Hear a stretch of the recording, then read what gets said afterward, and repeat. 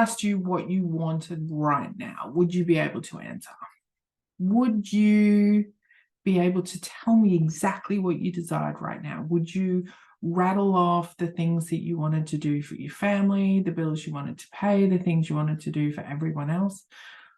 Or would you be able to say the things that you want to do, the things that you desire, the things that you want for you? I gave you $10,000 right now. What would you do with it? Would you spend it on bills? Would you spend it on yourself? Would you spend it on something that you really, really want? Is it something that wouldn't be enough because the thing you want is costing too much money or cost more than $10,000?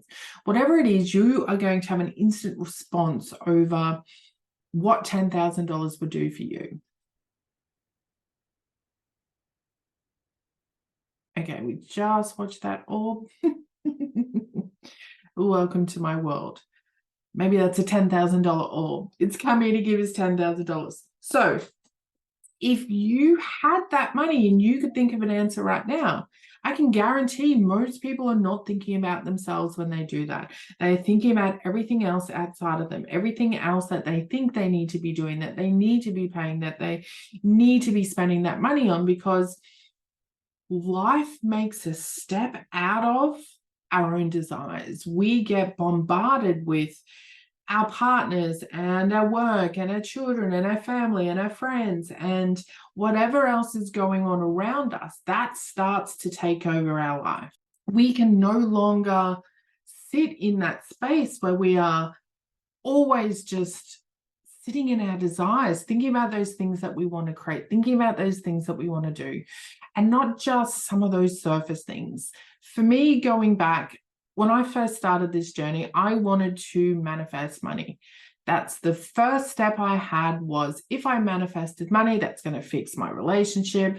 That's going to make this family so much better. It's going to make everyone happy because I'm going to have money. That's how I thought. It wasn't about, oh, what do you want, Anna? What do you want to do? What do you crave? What do you desire? Instead of being a mother and a wife and a worker and whatever else it was, what do you want? I never thought of that. I never knew that that was something that I needed to look into in order for me to create the life I want, is to look in that space, because we don't. By default, us as humans, we want to protect and we want to help and we want to put other people before us, and we want to be in that space where we think that we are doing the right things and we are helping the right people and we are making the right choices, because we can look at ourselves and the things that we really want as being selfish or tapping into our ego or something that's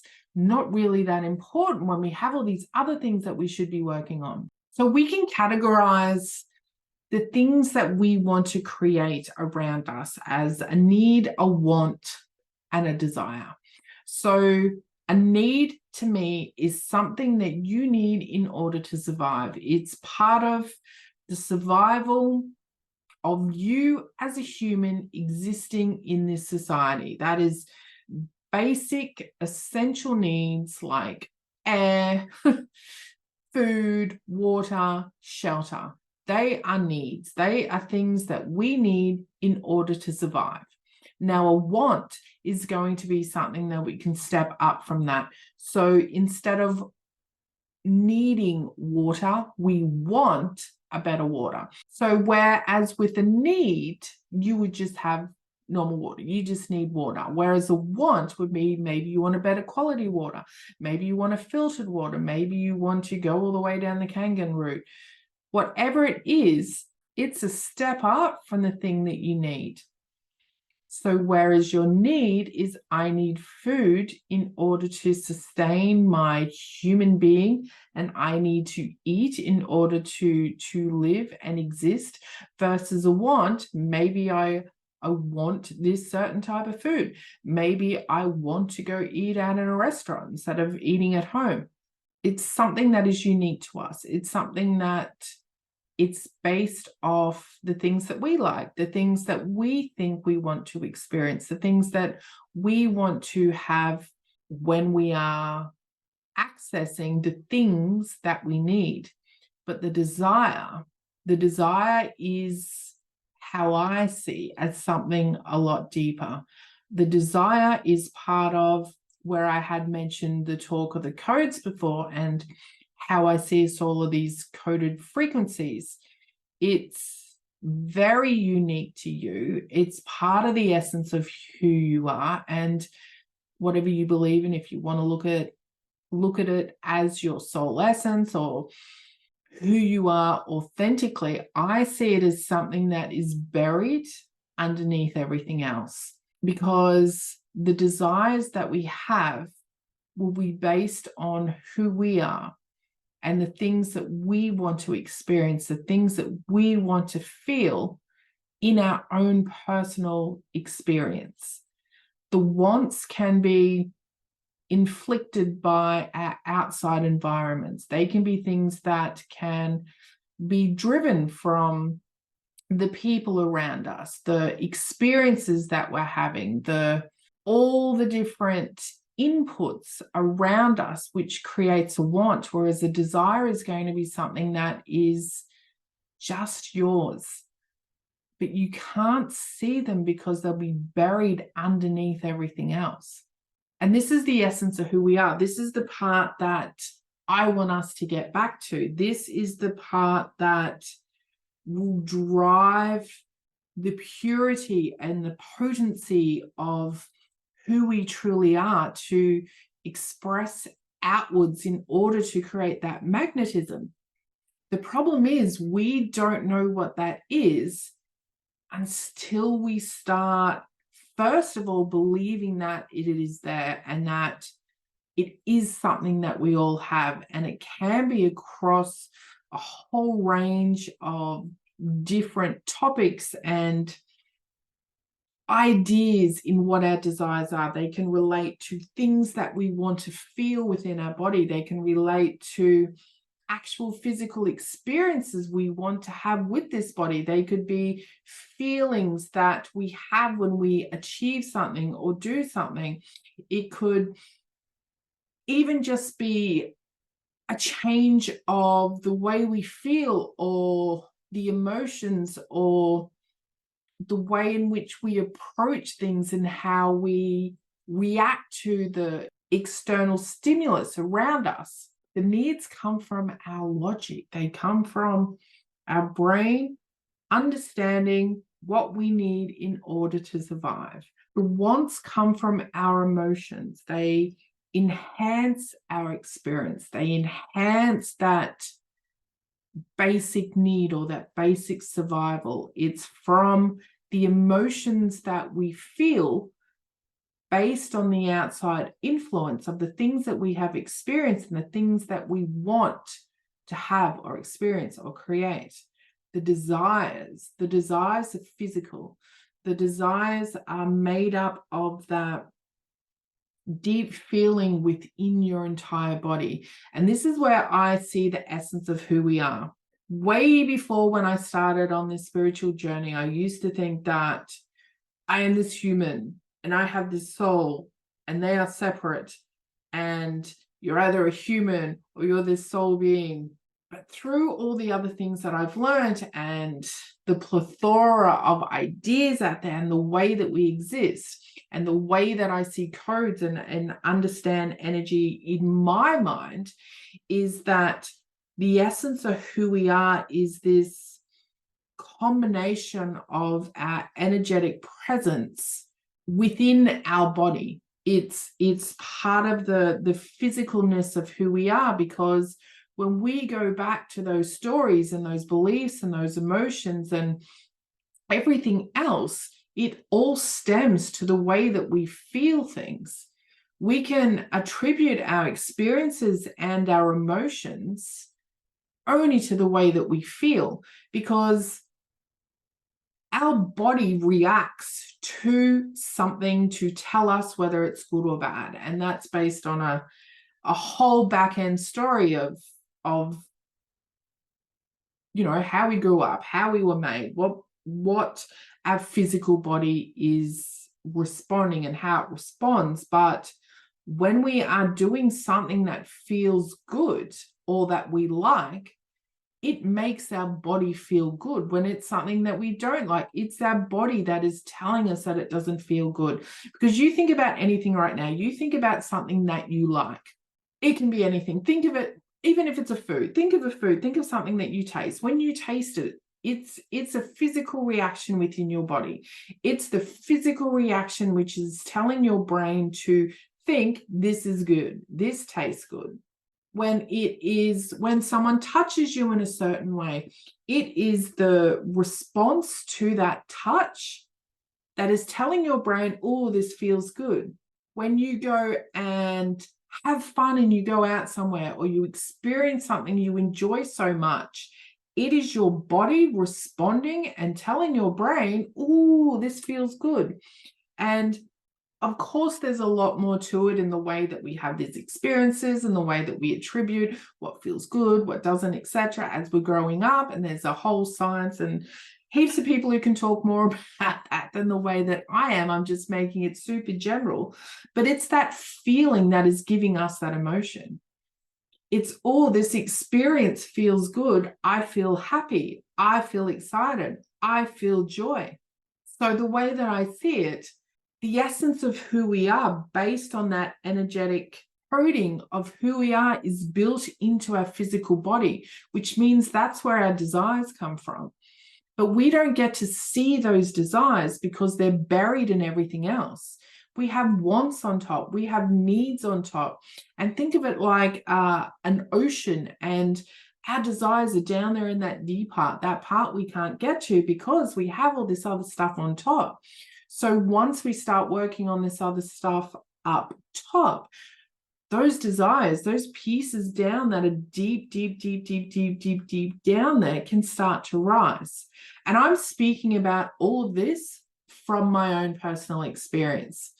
So when you look at who I was and where I was in that space, there was no way in the world I could have told you what I desired. I didn't even know what I liked. I didn't even know what things I wanted to do. I had become one with my husband and all his hobbies became our hobbies. And I had no clue what I even liked to do, what I even enjoyed to do. There was no room for that. So once he passed away and I had to sort of rediscover who I was, it was, oh, okay, let's get rid of all this stuff first on top. And then what happens is as you start doing this work, and as much as I hate using that word of healing, it's once you start going through that process that you do start to find new pieces of you, but you're buried under all that crap on top. There's a lot of crap that you can hold on top of you. But if you're watching me, you've already been down that path. You already know what I'm talking about. You've already done all this type of healing. So you know there is a level that comes to you once you start getting these layers off, that you start realizing there's things you like. There's things that you want to do. There's things that you want to feel. And all these things were trapped underneath. All these things were trapped under everything else that was around you and on top of you, that you suddenly realize, oh my goodness, look at all these things I want to do. Like even just writing a book, that was one. Like I forgot about that. It's like all these paintings behind me. I used to paint all the time. I hadn't painted for like 20 odd years. These are all these things that now that I had the time and I had the space and I had the desire to do them, I was allowed to start creating and bringing through those desires, those coded frequencies of who I am, and allow them to come up to the surface, to rise up through the ocean. And what happens is if you are using that ocean analogy and these little coded frequencies that are trying to make their way up to the surface, they may come up and hit something on the way. And they're those beliefs and those are stories and emotions and things that we are holding on top that's not letting that creation come through. So what we do then is then we look at those things and we use whatever modality, whatever we want to work through to get them out of the way to allow us to let those things come up more and more and more and more and more. And that's in the way that we create. That's in the way that we start expressing ourselves in our own unique way from the depths of who we are. And that is what starts attracting the things to us, because as these things are coming up, we're making all this space, not space for all those old beliefs and stories and things that everyone else has planted on top of us. We're bringing all this new stuff in because we're creating these new stories. We're creating these fantasy stories based on our desires of the things that we actually want to create, which is putting us into such this big imaginary space where we want to create something, but we're not just giving it this limited conditional way in which it can come to us. We're creating this fantasy world of the way that these big things can come to us by pushing up these desires that we really want with a big story attached to it, but a fun story, which then just allows all those things to come into us.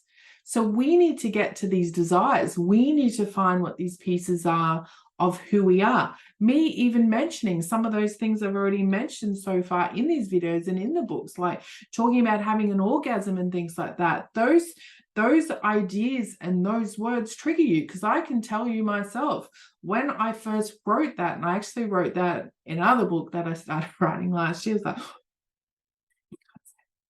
you can't say that. Don't talk about that. Because it did. It's like, oh my goodness, why am I talking about that? I can't put that in my book. What are you doing? Like, I can tell you these things that you are responding to, that you are reacting to, that you are hearing and thinking you can't talk about that, you can't feel like that, you can't want that, you can't do that. All of that is just a belief. That is those things that they're holding all those desires down on top of you. They're the stories and the ideas that you have either developed yourself that, maybe they're encoded in your DNA when you were born from your parents or their parents or their parents. Or maybe there's something that you have now created for yourself based on your own personal experiences, which then created the emotion, which created that feeling within your body, and then it became yours. So these are those pieces that we get to look at when we're pushing through these desires. Because every time you get a resistance and you hear someone saying something like, ooh, they're the things we look at. So that's what I have now, is this open curiosity with everything that comes up. It's not, oh my goodness, I'm not doing that. Or, oh my goodness, I don't think that. It's, oh, okay, that's interesting. Oh, my body doesn't like the way that feels. Oh, I'm getting resistance. Oh, I'm feeling a little bit of a clench when they use that word. Why? Why am I feeling like that? So I get it. I know what it feels like. I know that there's a, and I know it's only through doing these things and these things that want to come through that will allow you to see them. Because if you're plodding along and you're just, okay, I have this job and I'm going to earn $10,000 today and I'm going to create this thing and do this thing and this is the way that I'm going to do it and that's it, full stop, goodbye. I don't think that much stuff's going to come up. But it's like, oh my God, imagine if I created $10,000 by talking about people having orgasms or something, and it'd be like, oh no, I can't do that. Like, can you imagine how many fears and ideas and stories and things that come up that you can then look at, you can address, you can identify? Because I know now that every single thing I do where I find resistance, they're the things I'm doing next. Because for me, I feel the ultimate space will be where you can ask me or suggest me to do something, to say something, to be something, to create something, whatever it is, and I don't have resistance. Because if I have resistance, I'm holding something attached to it. And that's where I need to start. So this is why we're at desires. This is the chapter that's called Deep Dark Desires, D3. Because they're deep, because they're hidden. They're very deep within the core of who you are and whatever way you want to envision what you look like. But they're underneath everything else. And the dark part. So we're going to have to talk about the dark part.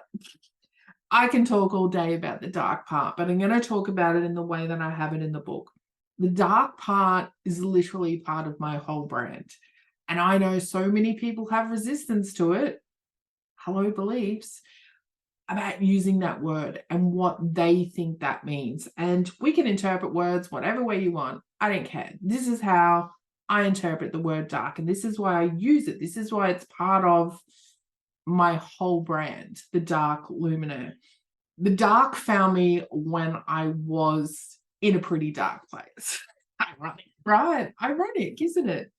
But it wasn't a place where, oh my goodness, I'm in the dark. I'm in this tragic space. I am surrounded by the depths of hell and demonics and satanic ideas and thoughts. That's not what the dark is. The dark, and this is my interpretation, was an alternative to the light.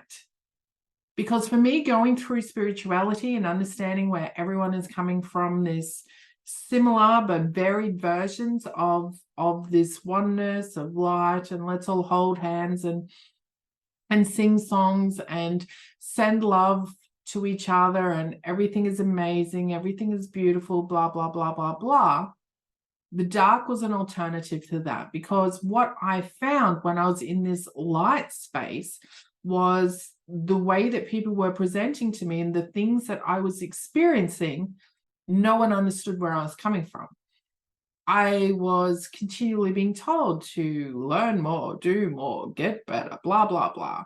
No one understood where I was coming from. No one understood the things that I was saying, the things that I was feeling, the things that I was doing. They didn't get it. So for me, the dark was a place where I was able to be myself. And it's all about the individualization, where you can be yourself. Yes, you can still be connected to people. Yes, you can be still connected to this whole oneness idea and the concept of being one with everything and anything around you. But for me, it was a place where I got space from the light, where I could literally look at all that shit on top. So where I was talking about that depth within the ocean, those things that are buried on top of our desires, think of it like the dark part of the ocean. There are all those stories and those beliefs that you are holding on to, those things that are telling you that you suck, you're not worthy, you're shit, you did this, you did that, you are this horrible person, blah, blah, blah. For whatever reasons we're holding on to that was a space where I was able to see that. And for me, the way that it sort of evolved was literally a place in my mind which was pitch black, which did have a fiery pit. And the way that these thoughts and beliefs, these shadows of darkness that were hindering that piece of me that wanted to come through, started to represent themselves as horror characters. And for me, someone who never used to like horror movies, it was an eye-opening and killing two birds with one stone event. So any of those horror characters or those things that I never really liked would appear as a shadow. And for me, I have like a billion different modalities that I can use in healing. So I was able to look at how they were presenting, what they wanted to say, what the fears were, but also be in a place where I could accept them, I could see them, I could feel them. And then eventually I could love them and understand them and absorb them. So it wasn't so much of, oh, I hate myself, to, no, I don't hate myself anymore. It's okay, what are you feeling? Why do you feel like that? Bring it in, let's hug it out, let's find another way, let's break it down, let's disprove it, etc. Whatever I needed to do, depending on what was coming through. And then because they looked in a way that before I was scared of, I'm no longer scared of it. I no longer have any of those attachments to horror characters. And what eventually happened is, as these sort of characters, these shadows, these things came through, that darkness turned literally into lightness. And that's so literal of us bringing forward our light out from the dark. But it's not just that. The darkness was an alternative to the light, where you could stand in your own power. So to me, when you talk about people with dark codes and this dark idea, it's a level of sovereignty, because you are believing in the individualization of yourself. You are holding your own power, your own sovereignty, your own control. You are creating your own taste. You are creating your own consciousness. You are creating your own codes, your ideas, your own thoughts, your own beings, your own knowing. Whereas to me, the light was everyone just pulling in pieces from everyone else and everyone just recycling all these words that everyone else is saying. So the dark was a place for me. So for me, it's because I was working through all that shadow work and doing all those things that were hindering me. It was allowing more of who I was to come through. It was allowing me as an individual, creating this existence based on who I am and what I wanted to see and what I wanted to believe in, instead of being over in this other space where I was feeling like I was just recycling what everyone else was saying and doing, yet feeling out of water because none of it was resonating with me. And if you have done any type of spiritual work, you will know that all you ever hear is, oh, find your own truth, find your own truth.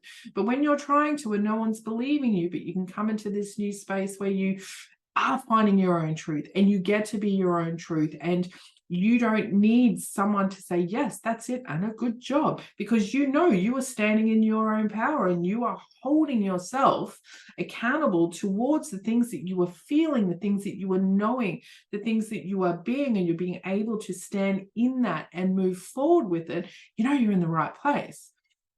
So that is that essence of the dark that I talk about, and that's why it's such a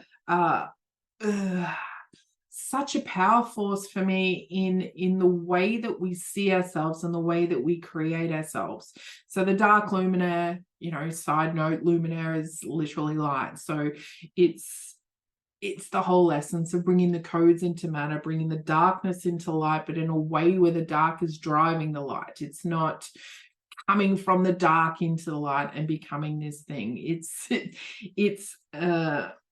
just a joining of forces so that you can become exactly what all these books are about, exactly what everything I talk about is to create that existence that is purely you, because it's all you. The other part of the dark, and yes, there's another part, but this is more of the science aspect to it as well, because we need to balance the weird with the science for my brain to really sort of lock it in there, is dark energy and dark matter. So if you've done any research into science or physics or whatever, you will have heard the terms about dark energy and dark matter, and you will know that it literally makes up, I think it's 60 or 70% of our existence. And these are the driving forces that are actually holding us in place. If you believe that we are a planet suspended in this universe, in this creation of this darkness, let's be real, let's go look up in the sky. And if you want to look at the dark and wonder why people are talking about the dark, hello, what more do you see of its darkness? I have a lot of theories about that, but we're not going into that.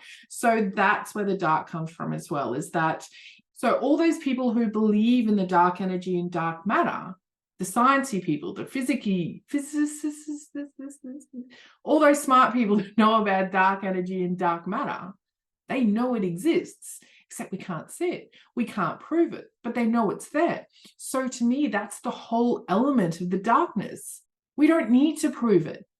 We don't need to say, oh, I've done this, so that means this is now correct. And this is the thing when we go back to where I was talking about goals, because we're always striving for that reciprocal response. When we are creating things, we are trying to deem our success as a response. So we're saying that if our business is successful, and that's going to look different for everyone. It could be maybe it's 10 clients a week. Maybe it's 10 million clients a week. Maybe it's $100 a week. Maybe it's $1 billion a week. The way that we deem what success is based on us, our beliefs, our experiences.